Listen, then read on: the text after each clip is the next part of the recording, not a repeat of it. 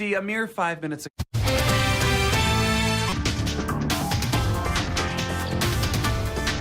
Good evening to you. Meteorologist Jeremy Capel with you here on this Sunday evening on this eve of Independence Day. I want to break into your programming. We've got a tornado warning that was just issued for portions of Breckenridge and also Hardin County. I specifically want to point out southeastern Breckenridge and also western portions of Hardin County going underneath that tornado warning right now. There's a look at the data. You can see the actual warned area in red, so it's just off to the east of the E-Town area. For everybody else in the area that's in the yellow, that's a tornado watch that was issued a little while earlier by the National Weather Service in Louisville. We'll briefly mention that in addition to the severe threat, an issue it looks like a little bit later on this evening and overnight tonight with that flash flood threat. Here's the problem though. It's the storm you see located here making its way into western portions of Hardin County right now. That activity located south of Hudson. It's approaching the Veritrece area out towards Solway. We've seen what appears to be a little hook echo on the end of this. I'm going to go back over a few frames. It was very apparent about 10 minutes ago, and we mentioned this on a Facebook Live video that we've been doing. By the way, you can follow us live. Just go to WDRB's Capel, WDRB, easy to find, and you can actually watch this behind the scenes as it's happening. Right now, the biggest threat, though, you live anywhere in this boxed area, and I want you to take your tornado precautions, and I want you to take them now. If you live in Solway, Limp, you need to go to your tornado shelter. Again, hook echo, and we are showing some velocity with that as well. I'm going to take you over to our other radar unit. This one, we've got you kind of the split screen right now, showing you the reflectivity here on the left, and also the velocity here on the right. And I'm going to go back over a couple frames. The reason the Weather Service warned it is because we had these high the radar site, and then just behind it we had winds that were moving away from the radar site. So not what I would consider a tight rotation, but rotation nonetheless. And it's because of that that the Weather Service went ahead and issued that warning. You can see the activity located just along, make that just to the north of the Western Kentucky Parkway between Litchfield and Elizabeth, Indiana. I should say Elizabethtown, Kentucky, not Indiana. That activity with a supercell, what appears to be a supercell thunderstorm. There's definite rotation located within this. That rotation noted by, again, the reflectivity that's wrapping around the western side. It's moving almost Kentucky Parkway off to the east of E-Town. Now, as far as the velocity signature is concerned, it's not the brightest one I've seen, but it's definitely there. And I know the National Weather Service has had their eye on this for a little while. You can see that little bright spot there of pinks and greens where they come together. That's where you're getting that circulation, and that's where we're getting that possibility again of at least a brief spin up occurring there, southern portions of our viewing area here right now. We're going to take a broader view. If you live in the Louisville area, you might be wondering, hey, what's going on in my neck of the woods? Well, fact of the matter is we've got thunderstorms overhead right now, but these are not severe. They are heavy, heavy rainmakers, and they will bring the potential eventually of flash flooding for portions of our area. I think that severe threat's going to be limited for our southern counties, at least in the near term. That could change later on tonight, and certainly into the day tomorrow. We remain under the gun for that potential of 64. They've actually already put out some aerial flood advisories for some of our western counties where they have just seen rainfall rates at perhaps close to 5 inches per hour. So again, vast majority of the area right now seeing thunderstorms, but sub-severe. The one area that we are very concerned with, though, that is western portions of Hardin County, and that is also southeastern sections of Breckenridge County, just to the north of Litchfield.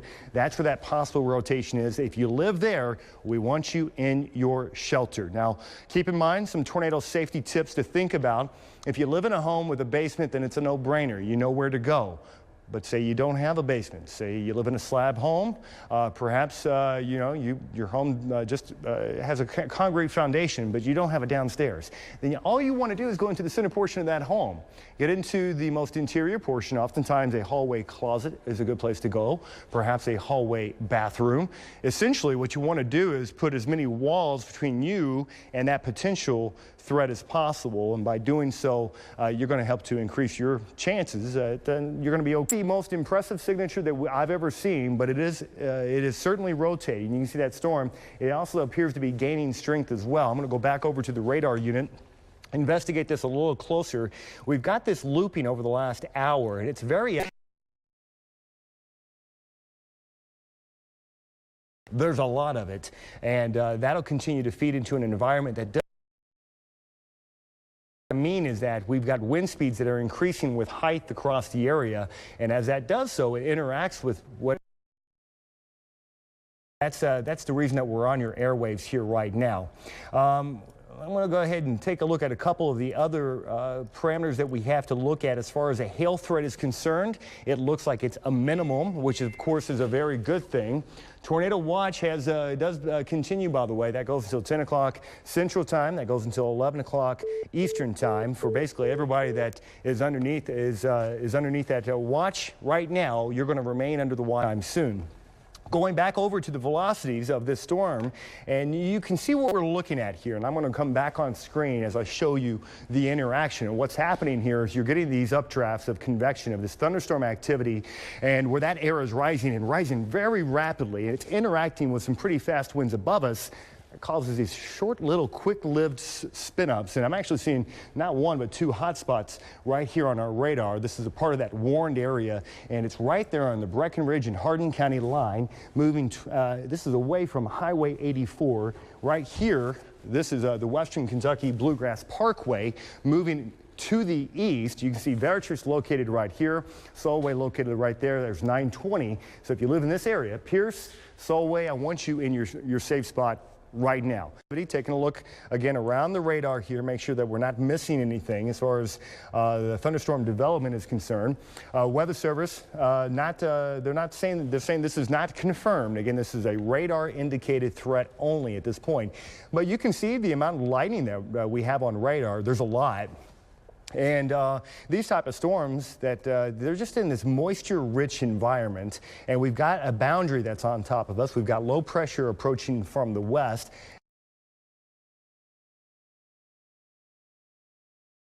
There's thunderstorm activity. It's going to be absolutely coming down for much of the area. So not to lose focus of what's most important right now, which is that tornado warning. We want to remind folks that are going to be out and about tonight, tomorrow. This is independent tomorrow morning. I want you to be on the lookout for rising waters as well. Boy, I tell you what, guys, this is interesting because we're seeing not one, but we're seeing two cells here, and they're kind of coming together. I'm going to have them come back out to me. I want to show those two cells on radar. This could actually cause further problems once this thing moves a little bit further east. But look what's happening here to the south. Look at that quick little moving cell. It's being absorbed into the, and if that is the case, I would imagine they would issue more warnings down the line. So look who's down the line. There's 65, there's Radcliffe, there's E-Town, and there's Upton, Kentucky. So if additional warnings are issued further east, just put that in the back of your mind. This weather is approaching. Okay, so there's the two cells that we're most interested in, that northern one. We're going to take a look at the velocity, and also Weather Service is showing that they've got new information here for us as well.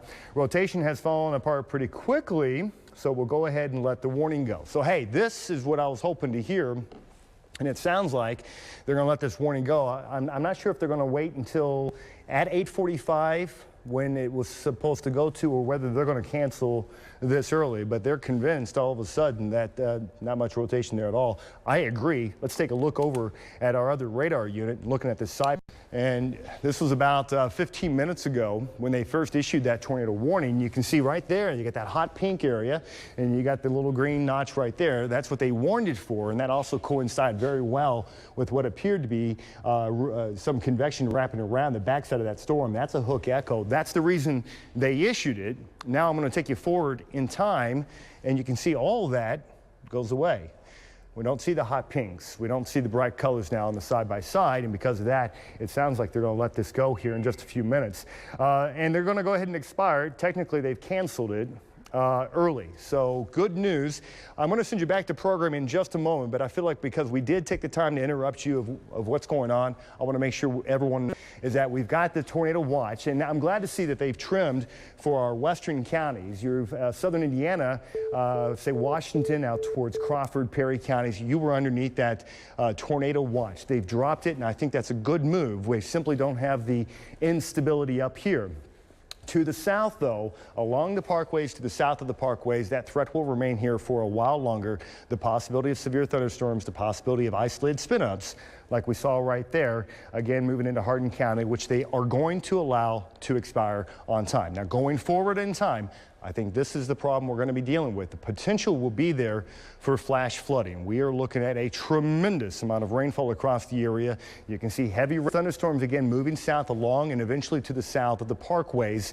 This is going to go on for a while, and this rain is going to add up. So I do invite you to join us tonight on WDRB News at 10 o'clock for a full update. These thunderstorms are going to be ongoing much of the overnight period tonight. Tomorrow, flooding will definitely be a problem. And in addition to that, we could see additional strong to severe thunderstorms, especially as we head on into the heating of the day tomorrow for your Independence Day. So I know a lot of folks have plans. Personally, I had plans. A big holiday. That's tonight at 10 on WDRB News. In the meantime, we'll let you go back to programming.